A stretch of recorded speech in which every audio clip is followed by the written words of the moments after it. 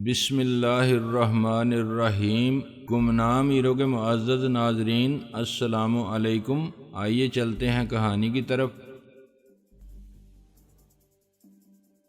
میرا یہاں آنے کا مقصد لوگوں کی مدد کرنا اور ان کو بچانے کی کوشش کرنا تھا، لیکن میرا مشن کچھ عجیب ہی رہا تھا۔ جس طرح خالی ہاتھ اور اکیلا آیا تھا، اسی طرح واپس جا رہا تھا۔ کچھ عبرت انگیز تماشے ضرور دیکھ لیے تھے، جن سے میری یادداشت کے خزانے میں کچھ کارآمد اضافہ ہو گیا تھا۔ میں واپس قصبے سے باہر اس جگہ پہنچا جہاں ہم نے گاڑیاں کھڑی کی تھیں، تو ایک اور عبرت انگیز تماشا میرا منتظر تھا۔ وہ یہ کہ جن گاڑیوں کو ہم زخمیوں اور ضعیفوں کو محفوظ مقام تک پہنچانے کے لیے استعمال کرنا چاہتے تھے، ان میں زخمیوں یا ضعیفوں کو کوئی جگہ ملی تھی یا نہیں، لیکن ٹھیک ٹھاک ہٹے کٹے لوگ اس طرح لدے نظر آ رہے تھے کہ وہ گاڑیوں کے بجائے شہد کے چھتے معلوم ہو رہی تھیں۔ جیپیں تو نظر ہی نہیں آ رہی تھیں، ان کے ہر حصے پر لوگ سوار تھے، ان کا تو کوئی پہیہ تک دکھائی نہیں دے رہا تھا۔ رحیلہ کی اسٹیشن ویگن میں لوگ بھیڑ بکریوں کی طرح ٹھنسے ہوئے تھے، اور مزید اس سے زیادہ اس کی چھت پر لدے ہوئے تھے۔ کچھ لوگ ان کے پچھلے دروازے پر بھی چڑھ کر کھڑے ہو گئے تھے۔ کچھ زخمی اور ضعیف لوگ ارد گرد زمین پر آڑے ترچھے پڑے ہوئے دکھائی دے رہے تھے۔ انہیں غالباً نفیس صاحب، رحیلہ اور ہمارے دوسرے ساتھی اٹھا کر لائے تھے، لیکن انہیں گاڑیوں میں ڈالنے کی نوبت نہیں آ سکی تھی۔ غالباً ان کی آمد سے پہلے ہی گاڑیوں پر صحت مندوں کا قبضہ ہو چکا تھا، اور وہ سب شور مچا رہے تھے کہ انہیں جلد از جلد کسی محفوظ مقام کی طرف لے جایا جائے۔ نفیس صاحب، ان کے ساتھی اور میرے ساتھی سب حیرت سے ان کی طرف دیکھ رہے تھے۔ شاید ان کی سمجھ میں نہیں آ رہا تھا کہ انہیں کیا کرنا چاہیے۔ ایک لمحے کے لیے تو میں بھی دم بخود کھڑا رہ گیا۔ ہماری قوم کا واقعی کچھ پتہ نہیں چلتا، کبھی یہ اتنی اثار پسند نظر آتی ہے کہ دوسروں کے لیے جان دے دیتی ہے، اپنے منہ کا نوالہ بھی نکال کر دوسرے کو کھلا دیتی ہے، لیکن اسی ہنگامی حالات کے دوران اتنی بد نظمی، اتنی ہڑبونگ اور اتنی سفاکانہ خود غرضی دیکھنے میں آتی ہے کہ دل ڈوبنے لگتا ہے۔ اس جمع غفیر کی بے وقوفی کا یہ عالم تھا کہ اس نے گاڑیوں کی ڈرائیونگ سیٹوں اور سٹیئرنگ وہیلز تک پر قبضہ کر لیا تھا، بلکہ ڈرائیونگ سیٹ اور سٹیئرنگ وہیل نظر ہی نہیں آ رہے تھے۔ نہ جانے کتنے لوگ لدے ہوئے تھے، اور اس پر بھی ان کا مطالبہ تھا کہ انہیں جلد از جلد کسی محفوظ مقام پر پہنچایا جائے۔ اسی دوران آس پاس پے در پہ 3-4 دھماکے سنائی دیے، لیکن وہ لوگ گاڑیوں سے نہیں اترے۔ جو ہی دھماکے اور گڑگڑاہٹ سے معدوم ہوئی، انہوں نے دوبارہ شور مچانا شروع کر دیا۔ کیا مسئلہ ہے؟ میں نے قریب پہنچ کر نفیس صاحب سے پوچھا۔ کیا تمہیں مسئلہ نظر نہیں آ رہا؟ نفیس صاحب قدرے خفگی سے بولے۔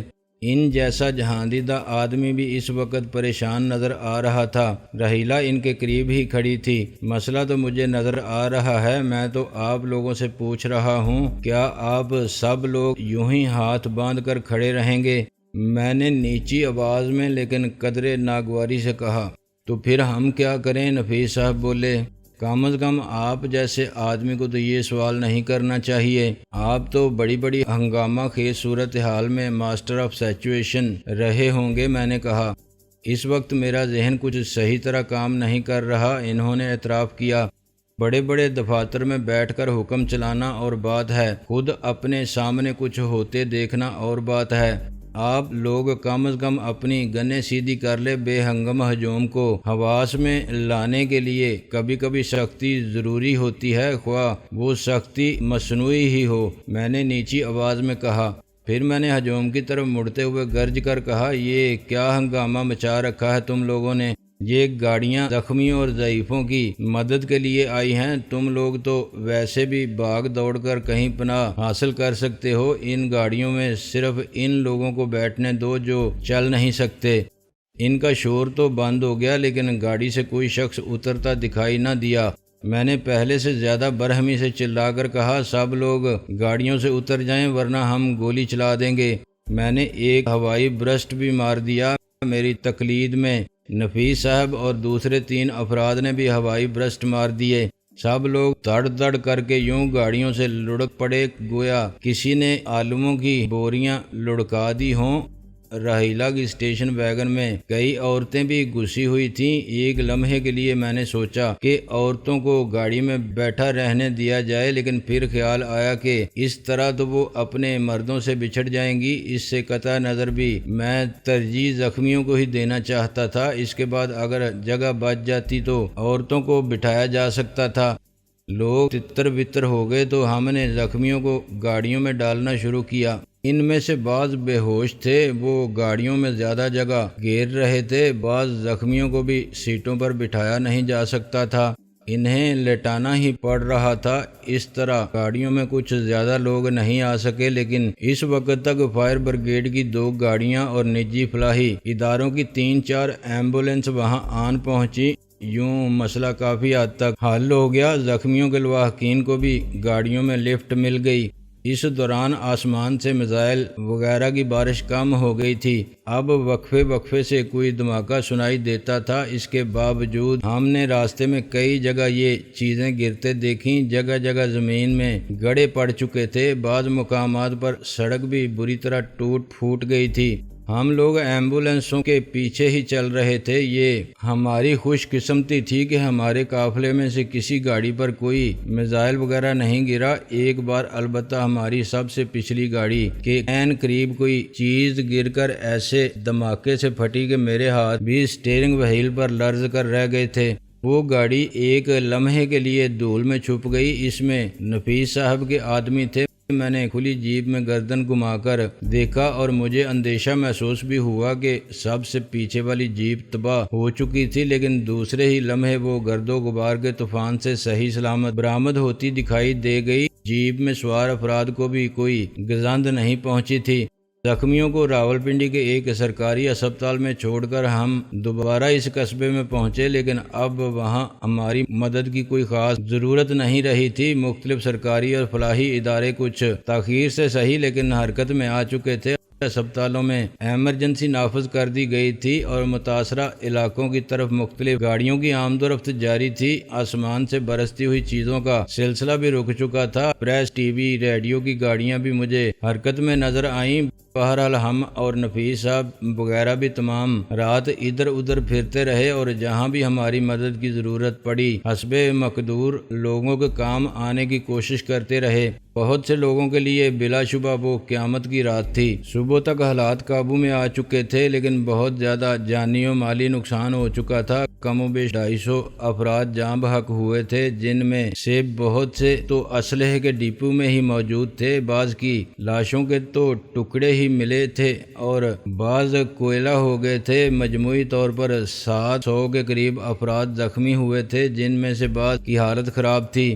مالی نقصانات کا ابھی کوئی اندازہ نہیں لگایا جا سکا تھا۔ شکر کا مقام یہ تھا کہ ڈپو کی آگ پر چند گھنٹے بعد قابو پا لیا گیا تھا۔ کچھ لوگوں نے جان پر کھیل کر اس کے ایک بہت بڑے حصے کو بچا لیا تھا۔ اگر وہ حصہ بھی آگ پکڑ لیتا تو تباہی اس سے کہیں زیادہ ہوتی۔ یہ تمام خبریں ہمیں ریڈیو اور کچھ ٹیلی فون کالز کے ذریعے ملیں۔ زیادہ صحیح خبریں نفیس صاحب کے ذریعے مل رہی تھی۔ صبح کے اخبارات میں بھی رات گئے تک کی خبریں شامل اشاعت تھیں، لیکن ان میں سے بیشتر کو خبریں نہیں محض قیاس آرائیاں ہی کہا جا سکتا تھا۔ حقیقت کسی کو بھی معلوم نہیں تھی۔ دن چڑھے جب ہم نے محسوس کیا کہ اب ہمارا نفیس صاحب کے ساتھ رہنا ضروری نہیں رہا تھا، تو ہم نے انہیں خدا حافظ کہا اور اپنے اپنے ٹھکانوں کی طرف روانہ ہوئے۔ تھکن سے ہم سب کا برا حال تھا۔ نفیس صاحب کی حالت تو ہم سے بھی زیادہ خراب تھی۔ انہیں تھکن کے علاوہ یقیناً بہت سے تفکرات بھی لاحق تھے۔ اس وقت ہم انہیں خدا حافظ کہہ کر رخصت ہوئے۔ اس وقت سیکریٹریٹ کے سامنے اپنی جیپ میں بیٹھے پھٹی پھٹی آنکھوں سے نہ جانے کیا تک رہے تھے۔ میں رحیلہ کے ساتھ ہسپتال والے بنگلے پر واپس پہنچا۔ دونوں اس قدر تھکے ہوئے اور اس قدر دل گرفتہ تھے کہ ایک دوسرے سے کوئی بات تک نہیں کی اور نہ ہی کچن کا رخ کیا۔ پہنچتے ہی ہم اپنے اپنے کمروں میں چلے گئے۔ میں تکیے میں لیٹ گیا، لیکن نیند آنکھوں سے کوسوں دور تھی۔ معلوم نہیں رحیلہ کا کیا حال تھا، کم از کم میرا تو یہ عالم تھا کہ گزشتہ روز سے جو کچھ ہوا اس کے تمام مناظر فلم کی طرح آنکھوں کے سامنے گھوم رہے تھے۔ ان میں سے بہت سے مناظر بہت ہی رنجیدہ کر دینے والے تھے۔ بہرحال اس تمام تر رنجیدگی والی شکستگی کے باوجود کس وقت مجھے نیند آ گئی، میری آنکھ کھلی تو شام کا اندھیرا ہو رہا تھا۔ میں نے شاور لے کر لباس تبدیل کیا۔ اب میں اپنے آپ کو تازہ دم محسوس کر رہا تھا۔ میں لاؤنج میں آیا تو رحیلہ وہاں موجود تھی، وہ بھی بظاہر میری طرح تازہ دم ہی نظر آ رہی تھی۔ میں نے محسوس کیا کہ ہمارے ذہنوں میں بدستور برف سی جمی ہوئی ہے۔ وہ بھی چپ سی تھی، میرا بھی بولنے کو دل نہیں چاہ رہا تھا۔ وہ خاموشی سے چائے بنا لائی اور ہم چسکیاں لینے لگے۔ اخبارات بکھرے ہوئے تھے جن میں 2-3 شام کے اخبار شامل تھے۔ عام حالات میں یہاں کے شام کے اخبارات پھیکے سے دکھائی دیتے تھے اور انہیں چھاپنے کا کوئی جواز نہیں دیتا تھا، لیکن آج انہیں چھاپنے کے لیے گویا مواد مل گیا تھا۔ صبح کے اخبارات نے بھی ضمیمے شائع کیے تھے، ٹی وی پر بھی خبروں میں سر فہرست وہی اسلحہ ڈپو والا واقعہ تھا۔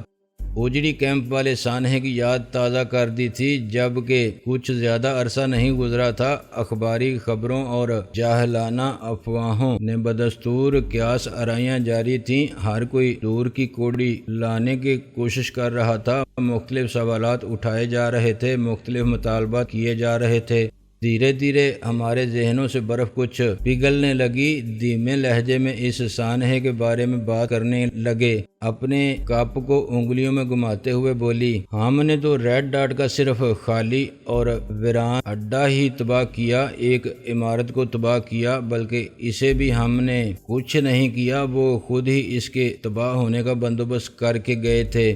ہم نے تو صرف اس سے چھیڑ چھاڑ کرنے کی غلطی کی اور نتیجے میں ہمارے اتنے بہت سے ہنستے بستے گھر اجڑ گئے، کتنی جانیں ضائع ہو گئیں، گویا اس بار بھی وہ ہمیں ہماری ہی نظروں میں عبرت بنا گئے۔